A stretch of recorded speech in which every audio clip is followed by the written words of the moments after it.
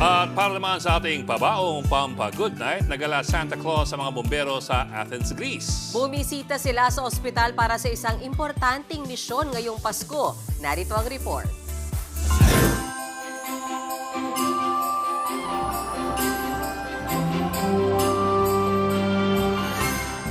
Walang sunog pero naglalagablab ang pagbibigay saya ng mga bumbero sa Athens, Greece. Sa halip na sleigh with reindeer, aba, to the rescue ang Santa Bumbero with his fire elves na nagrapel pababa ng gusali.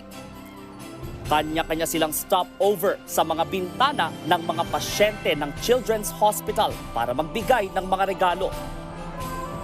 Dito, walang naughty or nice dahil bawat isa sa kanila may present this Christmas. Pero that's not the end kasi isa-isa rin silang binisita ni Santa sa kanilang mga room. Bukod sa gifts, syempre may kwentuhan at wish whispering ang mga bata kay Santa. O diba, hindi nila na-miss ang childhood experience for Christmas. Lahat may smile at lahat ramdam ang spirit ng Kapaskuhan sa loob ng ospital.